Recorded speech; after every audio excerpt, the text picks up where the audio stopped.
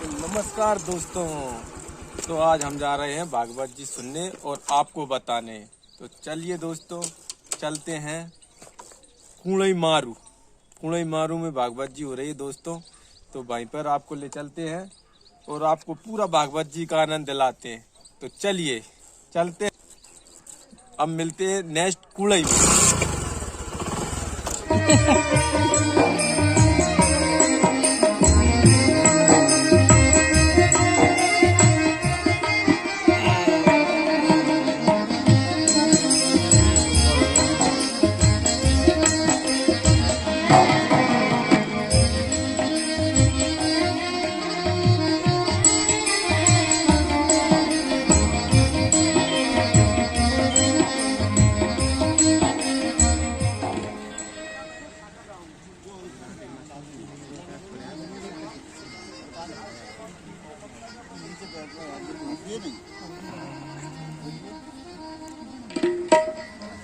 हाँ, आज एक विशेष सूचना। वैसे भी आज का जो दिन है वो हमारे लिए बहुत ही बुरा दिन भी है। क्यों? क्योंकि आज ब्लैक डे हमारा है। आज के दिन ही आप भले भूल गए हो, मैं नहीं भूला। हमारे जो वीर जवान जो शहीद हुए थे, आज वो ही 14 फरवरी, जिसमें उन 40 जवानों ने अपनी शहादत दी थी।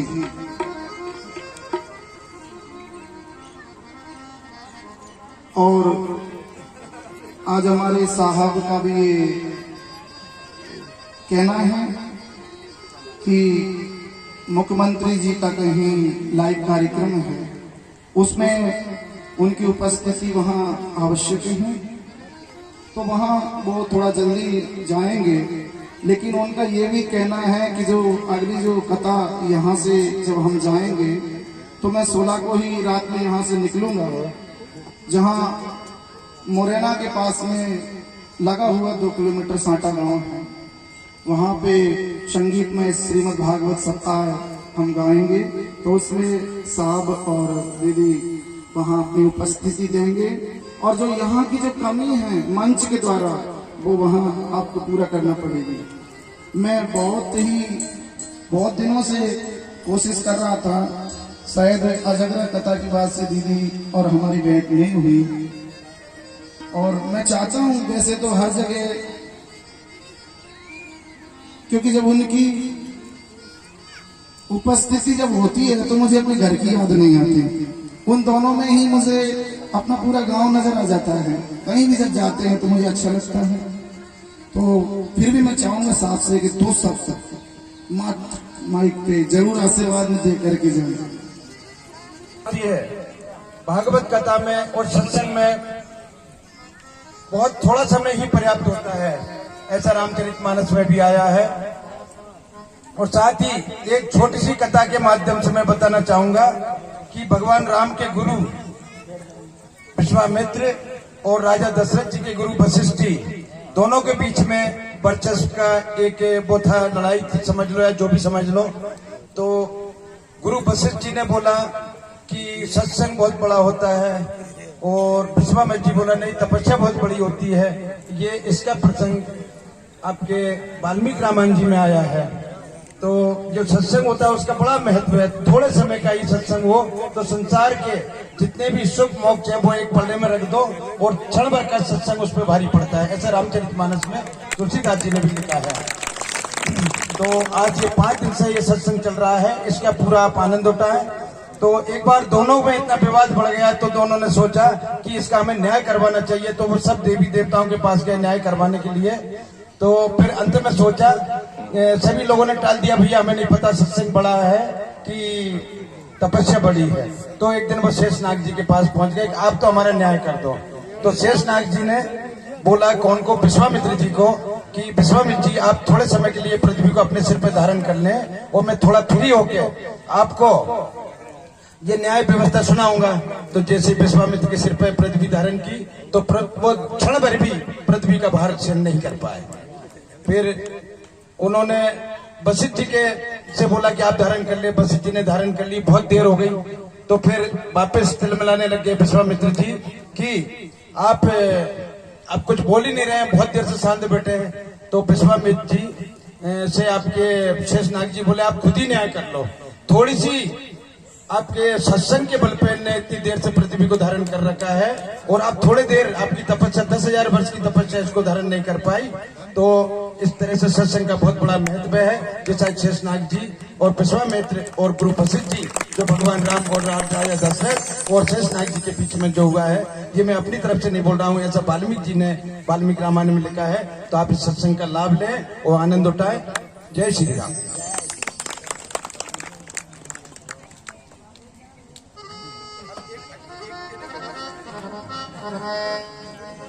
आप सभी के बीच में यहाँ से विदा लेते हुए, क्योंकि समय का अभाव होने के कारण वो अपनी उपस्थिति उतना नहीं दे पाए, फिर भी थोड़ी देर की उपस्थिति ठीक है।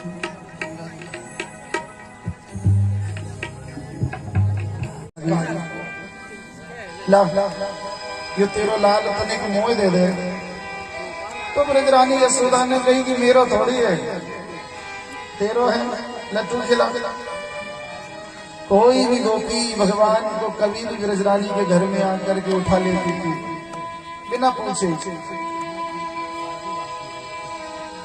आज तक भगवान पूरे 6 दिन के हैं, पर अभी तक भगवान को नीचे नहीं रखा किसी ने भी। हाथ ही हाथों में ठाकुर जी हैं।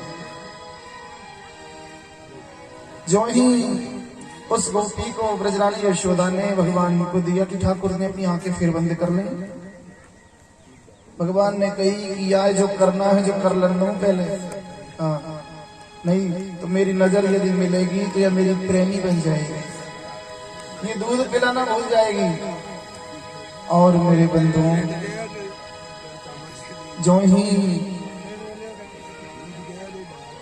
ब्रजरानी देख करके भगवान को गोपी को रसोई में गई, आचार्य श्री सुखदेव जी महाराज कहते हैं कि राजन, उस गोपी ने अपना स्तन भगवान के मुख में दे दिया।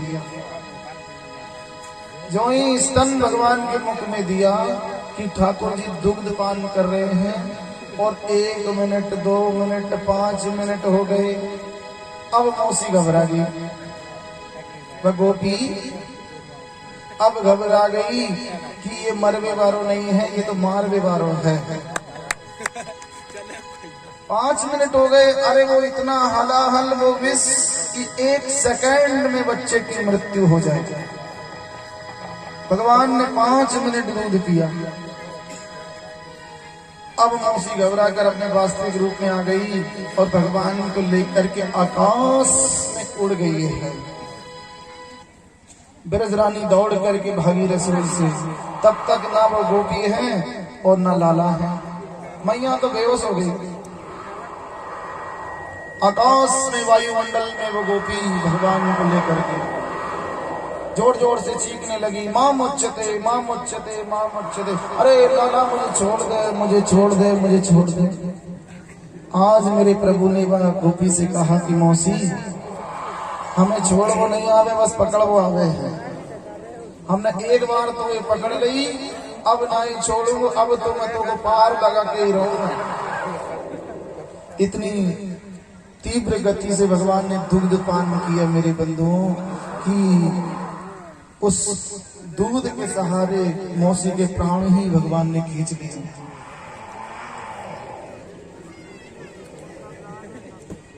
धड़ाम से पृथ्वी पे मौसी का शरीर गिरा। जो ही मौसी का शरीर गिरा कि इस तरह के ऊपर ठाकुर जी खेल रहे हैं। उधर से नंद राय जी ने जब ये कौतूहल, ये उत्पाद जब उस गोकुल में देखा तो नंद राय जी भी मथुरा से भागे। इधर मेरे बंधुओं, जब नंद राय जी आए तो श्री नंद राय जी महाराज ने सभी ब्रजवासियों की सहायता से, अब छोटा मोटा शरीर नहीं था उस राक्षसी का, 18 किलोमीटर के वृक्ष मौसी के नीचे चूर्ण थे। निसन्नी लगाई गई, निसन्नी पे चढ़ करके भगवान को उतार करके ब्रजरानी को दिया और ब्रजरानी ने पूर्णमासी पुरोहितानी जी को दिया। भगवान ब्रजरानी यशोदा ने कही, अरे ब्राह्मणी पूर्णमासी, एक काम कर, यानी राक्षसी को दूध पी लिया है, कहीं ऐसा ना होगा कि यहाँ कछु है जाए, तो यहाँ जाने की यमुना में स्नान करा ले। सो महाराज ब्रज की रज लगा लगा के ठाकुर जी के ऊपर और दोनों हाथ और पैर पकड़ के पूर्णमासी पुरोहितानी जी यमुना में डुबकी लगा रही है। हे मेरे नारायण, या चौथे पल में यह ब्रजरानी ने यह एक लाल को पायो है और यानी राक्षसी को दूध पी लियो, या कछु है ना जाए। भगवान कह रहे हैं कि सबसे बड़ो नारायण तो या की गोद में बैठे हुए और मेरो झाड़ा हमको कोई दे रही है, घर को जोगी जोगना आन गान को सिद्ध। सबसे बड़ा नारायण तो तेरी गोद में है। तब तक मेरे बंधु श्री नंद राय जी महाराज पधारे और भगवान श्री सुखदेव मुनि कह रहे हैं कि जगह जगह से मौसी के शरीर को अलग अलग भागों में बांटा गया। लकड़ियां रख करके जगह जगह जब चिताओं में जब आग लगाई तो पूरे ब्रजमंडल में इत्र की सुगंध फैल गई। यह राजा परीक्षित भगवान सुखदेव को पूछते हैं कि गुरुदेव, जब चिताएं जलती हैं तो दुर्गंध आती है, बदबू आती है, ये हाड़ मांस का शरीर जलता है, कोई शमशान में 5 मिनट भी इस शरीर के जलने के पास खड़ा नहीं रह सकता। जिंदे जिंदे जो लोग कहते हैं ना कि ये मेरा है, बड़े गले से लिपट लिपट के रोते हैं, मरने के बाद वो 5 मिनट भी खड़े नहीं रह सकते उस शरीर के पास। जब तक भगवान चित्त रूपी शरीर में है तब तक ये शरीर चलायमान है और तब तक इस शरीर की इज्जत है। तभी तो मैं कहा करता हूं कि मत रीझना ऊपर की सफाई पर, मत रीझना ऊपर की सफाई पर, अरे सोने की परत चढ़ी है मिट्टी के हाड़ पर। जिस दिन ये शरीर लकड़ियों के हवाले जब शमशान में होगा, सब धरा का धरा रह जाएगा, कुछ नहीं है इस दुनिया में।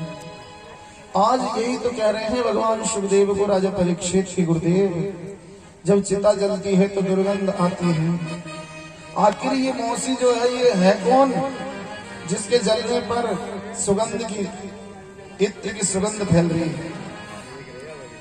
तो यहाँ राजा परीक्षित तो भगवान सुखदेव कहते हैं कि राजन ये और कोई नहीं, ये रत्नमाला है जो राजा बलि की कन्या है। जिस समय भगवान का वामन अवतार हुआ और राजा बलि के यज्ञ में भगवान वामन जब 3 पग धरती मांगने गए, उस समय ये रत्नमाला वहीं खड़ी हुई थी। जब द्वार पे ही भगवान वामन को देखा तो रत्नमाला ने विचार किया कि यदि ऐसे सुंदर यदि मेरा बेटा होता तो अपने स्तनों से उसे दूध पिलाती। अब परमात्मा तो अंतर्यामी घट घट वासी है।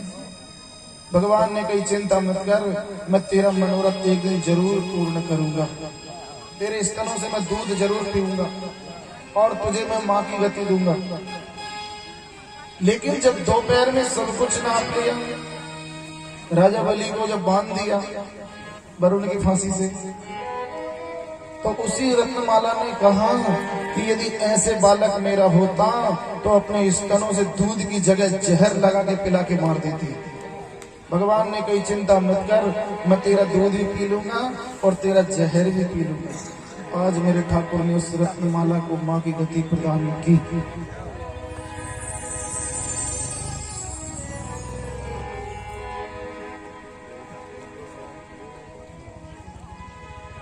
पूरे आज भगवान 7 दिन के हो गए हैं। जब ये लीला हुई भगवान उस समय 6 दिन के थे। आज भोले बाबा अपने कैलाश पर्वत पे तैयार हो गए हैं। बढ़िया समाधि में ध्यान आया भोलेनाथ को कि मेरे प्रभु 7 दिन के हो गए हैं और मैंने अभी तक उनके दर्शन नहीं किए हैं। तो भगवान भोलेनाथ अपनी जटाएं सजा रहे हैं, बढ़िया काले काले नाग गले में डाल लिए हैं चिताओं की ताजा ताजा बढ़िया भस्म लगा लिया अवधूत स्वरूप भगवान भोलेनाथ। माँ पार्वती भगवान भोलेनाथ को कह रही है कि अकेले अकेले कहाँ जा रहे हो सब रज के। बोले मैं आज नंद महल जा रहा हूँ देवी, आज मेरे प्रभु 7 दिन के हो गए हैं, मैं तनिक उनसे मिला हूँ, दर्शन कराऊं। माँ पार्वती ने कही मैं भी चलूंगी। ठीक है, अलग अलग चलते हैं। तो गोपी का रूप धारण करके माँ पार्वती तो सीधे नंद महल पहुंच गई। जब भगवान भोलेनाथ अवधूत स्वरूप धारण करके चले, हाथ में त्रिशूल है, पैरों में घुंघरू है, और जाकर के ब्रजरानी यशोदा के द्वार पे भगवान भोलेनाथ ने त्रिशूल जमा कर जब डमरू ध्वनि की, अलाप निरंजन, जो ही डमरू बजाया, ब्रजरानी यशोदा दौड़ के आई, और जो ही द्वार खोला और अपने द्वार में भगवान भोलेनाथ को जब देखा, द्वार बंद कर दिया। हे जोगी, क्या चाहिए? ऐसो जोगी आज तक मैंने या मेरे ब्रजमंडल में तो नहीं देखा। क्या चाहिए? बोले मैंने सुना है कि ब्रजरानी तेरे घर में लाला को जन्म हुआ है। हाँ भयो तो है।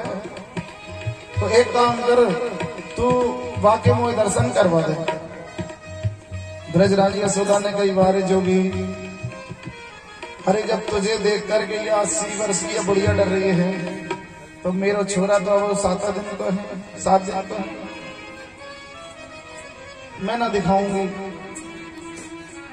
मना कर दिया। भगवान भोलेनाथ ने कही मैं बहुत हठी जोगी हूँ, बिना दर्शन करके तो मैं भी नहीं जाऊंगा। त्रिशूल जमा के भगवान भोलेनाथ खड़े हो गए और ब्रजरानी यशोदा ने कही कि मेरे महल में से 15 दरवाजे हैं, यह द्वार बंदी कर दूंगी, पर तो दर्शन नहीं कराऊंगा। जो ही महाराज दरवाजा बंद करके गई कि पलने में ठाकुर जी रोने लगे, और ब्रजरानी यशोदा को भी दया आ गई कि मेरे घर में गोदी का बालक है, और कोई द्वार से यदि खाली हाथ जाए कहीं ऐसा ना हो कि कुछ जादू टोना कर जाए। तो अंदर से हीरे मोती के थाल भर भर के लाई, सुंदर सोना चांदी, और कितना सुंदर ब्रजरानी कह रही है कि ले जोगी ये हीरे जवाहरात ले जा भैया, खाली हाथ न जा। तो भोलेनाथ कितना सुंदर कह रहे हैं कि ना चाहिए तेरा कंगना कंगना कंगना, ना चाहिए तेरो कंगना यशोदा रानी, ना चाहिए कंगना यशोदा रानी, ना चाहिए तेरो कंगना यशोदा रानी, ना चाहिए तेरो कंगना।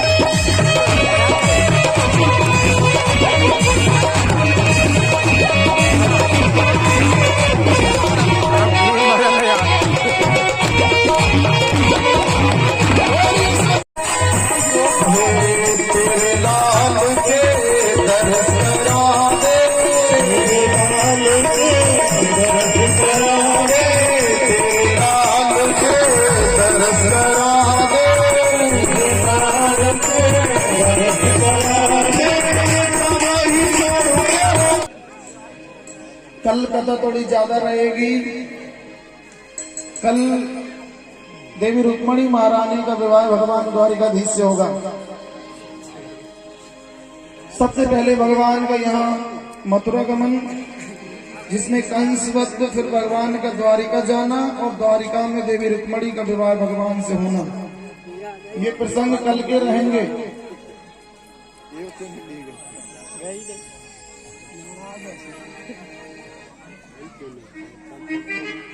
दिव्य भगवान सभी ब्रजवासियों से गिरिराज की पूजन करवा रहे हैं। सभी ब्रजवासियों ने भगवान से कही कि लाला, सुबह से शाम हो गई और तेरे गिरिराज को तो नदी भी गीला ना भये हैं। जब इतना कही तो मेरे प्रभु ने सभी ब्रजवासियों से कहा कि अपनी अपनी आंखें बंद कर लो। सभी ब्रजवासियों ने अपनी अपनी आंखें बंद की और गिरिराज के बीचों बीच भगवान ने मन से मानसी गंगा उत्पन्न की। बोलिए मानसी गंगा महारानी जय। भगवान ने ब्रजवासियों से कहा कि अब मेरे गिरिराज का इस गंगा के जल से जल अभिषेक करो। सभी ने मानसी गंगा के जल से भगवान गिरिराज का अभिषेक किया और सभी 56 भोग भगवान को जिमा रहे हैं। भगवान श्री सुखदेव कह रहे हैं कि एकेन रूपेण गिरो विराजिता तथा दुत्यम च पूज्य तम पूज्य पूजक रूप अद्भुतम गोवर्धनम नित्य उदानम। एक रूप से भगवान श्री गिरिराज महाराज का पूजन कर रहे हैं और एक रूप से बाहर खड़े खड़े पूजा कर रहे हैं और एक रूप से अंदर बैठ करके पूजा स्वीकार कर रहे हैं। सभी परिक्रमा कर रहे हैं, कितना सुंदर गा रहे हैं।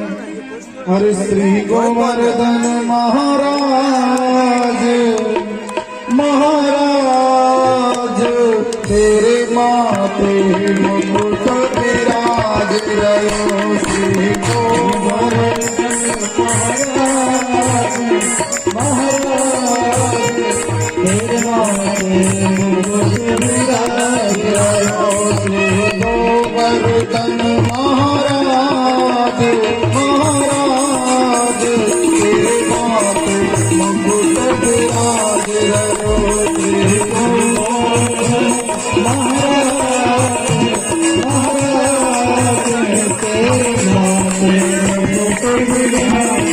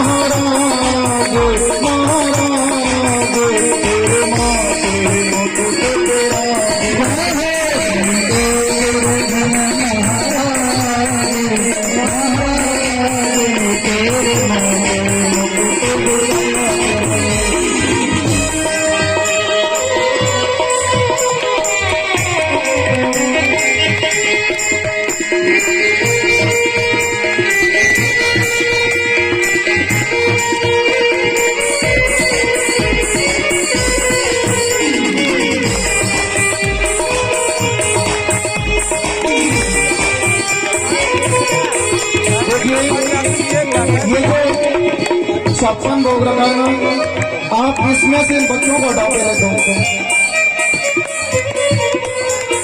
अपने घर से जो दूध कर लो सब प्रसाद और इनको पूजा सबको करने दो। अभी 10-15 मिनट कथा और चलेगी, बाकी के आप बैठ जाएं, सभी बैठ जाएं। केवल जिनने परिक्रमा ले ली वो ही एक परिक्रमा देना है, ज्यादा भी नहीं। हाँ, जब सभी ब्रजवासियों ने बहुत सुंदर भगवान गिरिराज को 56 भोग लगाया और लगा करके जब सबने आवाज लगाई, भोले गिरिराज महाराज की जय, जब गिरिराज महाराज की जयकार लगी तो ये आवाज सीधे देवराज इंद्र के कानों में गई।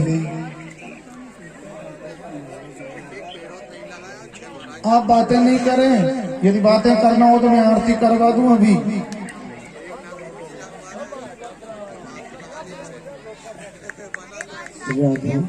प्रेम से कहिए थोड़ी शांति बनाए रखें। अभी गिरिराज महाराज की कथा और सुन लें 10-5 मिनट, और एक परिक्रमा से ज्यादा कोई भी ना लेगा, 2 लेगा तो डबल किराया लूंगा फिर। प्रेम से तो आशीर्वाद है, क्योंकि वह एक परिक्रमा करने में देने पड़ जाते हैं, जिसमें मान सरोवर से कुसुम सरोवर से चलना तो फिर कठिन हो ही जाता है।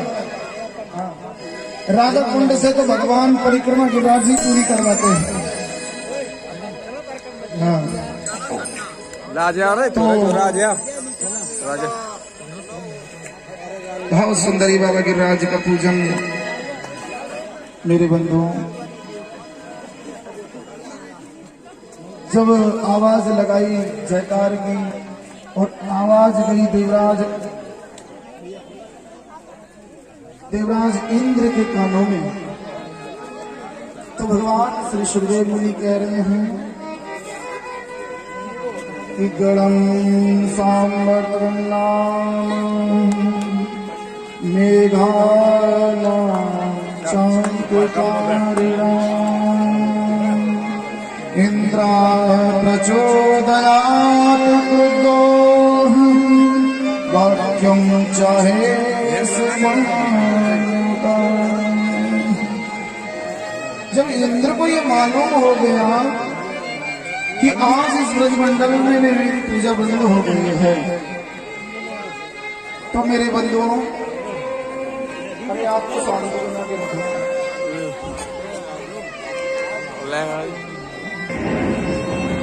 और लाला हमने जैसे पहले ही मना करी कि इन ब्रजमंडल में तो देवराज इंद्र की पूजा बंद मत करवा, पड़ते ने हमारी एक नहीं मानी।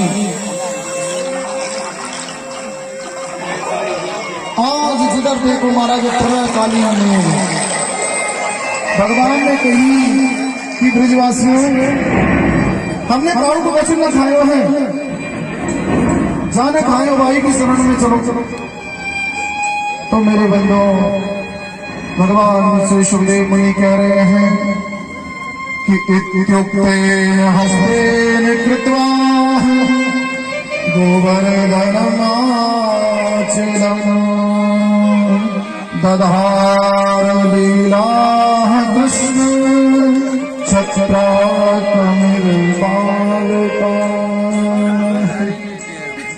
जैसे कोई छोटा बालक किसी छात्र को खोल देता है,